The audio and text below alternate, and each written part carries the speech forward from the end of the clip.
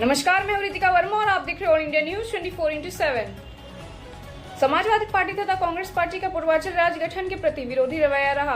राजेश आजाद Purvanchal movement के banner तले अलग पूर्वांचल राज्य गठन करने की सरकार से मांग को लेकर पूर्वांचल की सरजमीन पर निरंतर अहिंसात्मक आंदोलन विभिन्न चरणों में किया जा रहा है। इसमें हमने धरना प्रदर्शन, उपवास, पदयात्रा, मौन जुलूस, संकल्प सभा, धार्मिक अनुष्ठान और सेमिनार सम्मेलनों का आयोजन आदि कार्यक्रम किए हैं।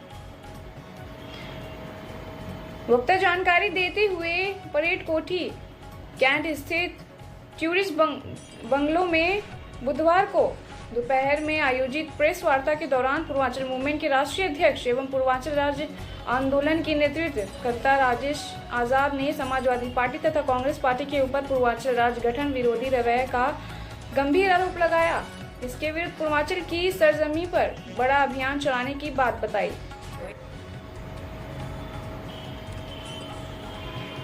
जबकि भारतीय जनता पार्टी छोटे छोटे राज्यों की पक्षधर रही है। उन्होंने डॉक्टर भीमराव अंबेडकर, डॉक्टर राम मनोहर लोहिया, अटल बिहारी वाजपेयी की भावनाओं का आदर करते हुए अति पिछड़े और उपेक्षित पूर्वांचल की जनता की भलाई, कल्याण और सर्वांगीण विकास की दृष्टि से शीघ्र अलग पूर्वांचल राज्य का गठन करने की योगी मोदी सरकार से निवेदन किया।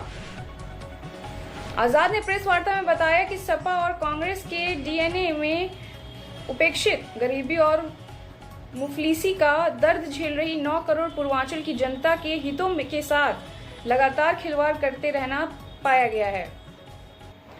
आजाद ने पत्रकारों से बातचीत करते हुए आगे कहा कि पूर्वांचल मूवमेंट सपा कांग्रेस मुक्त समग्र पूर्वांचल सत्याग्रह 5 अक्टूबर 2024 से प्रारंभ करेगी। 5 अक्टूबर शनिवार को सपा कांग्रेस मुक्त पूर्वांचल बनाने तथा अलग पूर्वांचल राज्य का गठन करने की मनोकामना को लेकर वाराणसी में यज्ञ का भव्य आयोजन किया जाएगा, जिसमें पूर्वांचल राज्य समर्थक बंधु शिरकत करेंगे। आगामी 8 अक्टूबर 2024 शुक्रवार को वाराणसी जिला मुख्यालय पहुंचकर मुख्यमंत्री माननीय योगी आदित्यनाथ तथा प्रधानमंत्री नरेंद्र मोदी को संबोधित ज्ञापन जिलाधिकारी वाराणसी तथा मंडल आयुक्त वाराणसी से लेकर संचित कार्रवाई हेतु सौंपा जाएगा। इसी कार्यक्रम में आगामी 11 अक्टूबर का रेवड़ी तालाब तिल भांडेश्वर पार्क में धरना का आयोजन किया जाएगा। आगामी 2 नवंबर 2024 को गोरखपुर में पूर्वांचल राज्य संगोष्ठी तथा 10 नवंबर 2024 प्रयागराज में पूर्वांचल राज्य संगोष्ठी आयोजित करने का निर्णय लिया गया है। प्रेस वार्ता में पूर्वांचल मूवमेंट के राष्ट्रीय अध्यक्ष चिन्मय चटर्जी, चिन्मयानंद, राष्ट्रीय सचिव डॉक्टर रश्मि अग्रवाल, प्रांतीय उपाध्यक्ष गोपाल प्रसाद एडवोकेट, प्रांतीय संगठन मंत्री सोमनाथ प्रजापति आदि वरिष्ठ पदाधिकारी सम्मिलित रहे। Mukesh Pandey, all India news 24/7 Varanasi. 8 अक्टूबर को हम वाराणसी जिला मुख्यालय पहुंचे। माननीय योगी जी और माननीय प्रधानमंत्री जी को संबोधित ज्ञापन वाराणसी डीएम, वाराणसी कमिश्नर से मिलकर के समुचित कार्रवाई हेतु सौंपेंगे और उसके बाद 11 अक्टूबर को रेवड़ी तालाब तिल भांडेश्वर पार्क में हमारे मूवमेंट का धरना होगा और उसके बाद 2 नवंबर 24 को और 10 नवंबर 24 को गोरखपुर में और प्रयागराज में हम पूर्वांचल राज्य संगोष्ठी आयोजित करने जा रहे हैं। हम चाहते हैं आवाम से और पूर्वांचल राज्य समर्थक बंधुओं से कि वो हमारे अभियान में, हमारे जनहित के इस बड़े कार्यक्रम में हमारा सहयोग करें, समर्थन करें, जिससे हमें कामयाबी मिले और 9 करोड़ पूर्वांचल के जनमानस को उनका मुहैया हो सके। राजेश जी, विगत 3 दशकों से लगातार संघर्ष का चेहरा आप हो रहे हैं। क्या कारण है सर कि पूर्वांचल राज्य की जो आपकी चल रहा है मांग क्यों नहीं माना जा रहा है? देखिए, कारण बड़ा साफ है। हमारे यहाँ जो जनप्रतिनिधि होते हैं, जो स्थानीय लीडरशिप जिनकी होती है, यह इस इशू को उठाते रहे हैं लगातार पहले एक ज़माने से। लेकिन जब यह इशू पब्लिक के बीच में गया और पब्लिक का सपोर्ट उन्हें मिला उन्होंने इसे निजी स्वार्थ में भुनाने का काम किया और तत्कालीन सरकार में किसी न किसी पद पे आसीन हो गए और इस इशू को, पूर्वांचल राज्य के इशू को और पूर्वांचल के जनमानस की व्यथा को दरकिनारे कर दिया। तो इससे यहाँ की पब्लिक भी निराश हुई और यह मूवमेंट धरा का धरा रह गया। लेकिन निरंतर हम लोग इस मूवमेंट को चला रहे हैं, हर स्तर पर चला रहे हैं, शांतिपूर्ण तरीके से चला रहे हैं। और सिर्फ बनारस में नहीं, प्रयागराज में, इलाहाबाद में, जौनपुर, गाजीपुर अभी गए थे हम लोग इसको व्यापक तरीके से कार्यक्रम कर रहे हैं। और ये नवरात्र के महापर्व के बीच हम 5 अक्टूबर से महायज्ञ के माध्यम से, महायज्ञ करके इसकी इस सत्याग्रह की शुरुआत कर रहे हैं, जिसमें हमने जैसा कि बताया, साथियों ने बताया है कि सपा कांग्रेस मुक्त समग्र पूर्वांचल सत्याग्रह हमारा शुरू होने जा रहा है। और यह इसलिए होने जा रहा है कि समाजवादी पार्टी कतई नहीं चाहती कि पूर्वांचल राज्य गठित हो, हमारी विरोधी हो। कांग्रेस पार्टी हमारी बात को सुनने से मना करती है। जब बसपा की मुखिया, बसपा सुप्रीमो बहन मायावती जी ने छोटे छोटे राज्यों को बनाने का प्रस्ताव विधानसभा में पारित करा के सेंट्रल गवर्नमेंट को भेजा था, उस समय तत्कालीन कांग्रेस की गवर्नमेंट थी और कांग्रेस की गवर्नमेंट ने उसे दरकिनारे कर दिया। ऐसी स्थिति में हमारे सपा और कांग्रेस, ये दोनों प्रमुख राजनीतिक दल विरोधी हुए, लेकिन भारतीय जनता पार्टी हमारे इस इशू की पक्षधर है।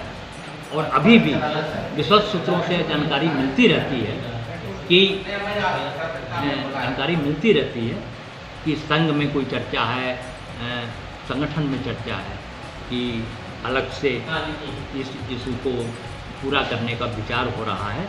तो हम आज के इस प्रेस वार्ता के माध्यम से एक तरफ हम पब्लिक से अपील करना चाहते हैं पूर्वांचल के कि हमारा सहयोग करे, समर्थन करे, और दूसरी तरफ सरकार से निवेदन करना चाहते हैं कि वो जल्दी से जल्दी पूर्वांचल राज्य स्थापित करने का कार्रवाई शुरू करे, जिससे कि डॉक्टर भीमराव अंबेडकर जी, डॉक्टर और अटल बिहारी वाजपेयी जी की जो सद्भावनाएं हैं, इस परिप्रेक्ष्य में उसका आदर किया जाना सुनिश्चित हो सके। महोदय जी, अपना एक संक्षिप्त परिचय दे दीजिए। मैं चिन्मय चटर्जी, राष्ट्रीय उपाध्यक्ष पूर्वांचल मूवमेंट। हम लोग आगामी 5 अक्टूबर से एक महायज्ञ के साथ अलग पूर्वांचल राज्य की मांग जो निरंतर हम लोग वर्षों से करते आ रहे हैं, उसी निमित्त महायज्ञ के बाद जो है ये प्रारंभ करेंगे। और इसमें कांग्रेस और समाजवादी पार्टी जो पूर्वांचल राज्य की बात को नहीं समझते हैं, न वो समर्थन करते हैं। लेकिन इसके पहले मायावती जब मुख्यमंत्री थी, उन्होंने भी उत्तर प्रदेश को 3 अलग छोटे छोटे राज्यों में बांटने की बात की थी। लेकिन हम 3-4 टुकड़ों में तो नहीं बांटने की बात कर रहे हैं, लेकिन एक पूर्वांचल 28 जिलों को मिलाकर 9 करोड़ जनसंख्या जिसकी है, तो यह इस कारण, और यह न किसी भाषा को लेकर, न किसी धर्म को लेकर, और ये कि कानून चुस्त दुरुस्त हो, लोगों को नौकरी चाकरी मुहैया हो सके और विकास की सीढ़ी पर निरंतर बढ़ता जाए। इन्हीं मांगों को हम पूरा करने के लिए ही अलग पूर्वांचल राज्य की मांग। दादा, आपको संगठन का लंबा अनुभव रहा है, आपने बड़े बड़े पदों पे कार्य किया है संगठन में।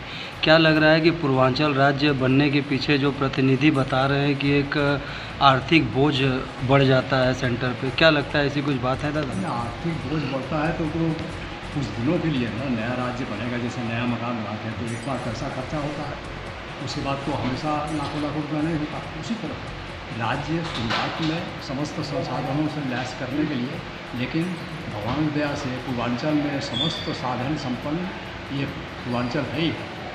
कृषि प्रधान इलाका है, उसके बाद टूरिज्म का इलाका है, उसके बाद जो है मजदूर, ये सबसे ज़्यादा जो है मजदूर पूर्वांचल से संपूर्ण भारत के विकास के लिए यहीं से लोग जाते हैं।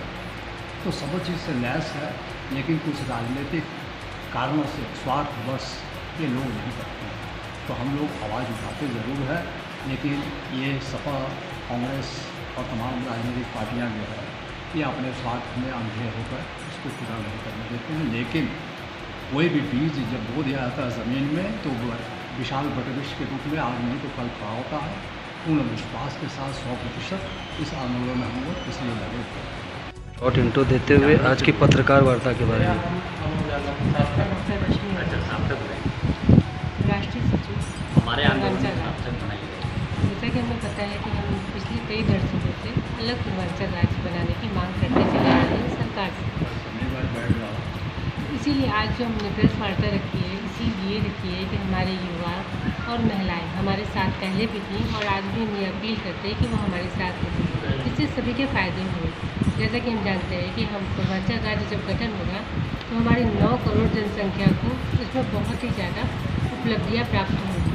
जो चीनी मिलें बंद चल रही हैं या फिर और भी चीज़ें जो बंद चल रही हैं, रोज़गार के इसमें साधन प्राप्त होंगे, तो इससे बहुत ही उपलब्धियाँ प्राप्त होंगी। जैसे हम कह सकते हैं कि जब किसी घर का एक मुखिया होता है तो किसी के घर को बहुत ही सुचारू रूप से चलाया जा सकता है। इसी तरीके से पूर्वांचल राज्य जब हमारा बनेगा, उसका एक मुखिया बनेगा तो हमारे परिवार को एक सुचारू रूप से, सुचारू ढंग से चलाया जा सकेगा।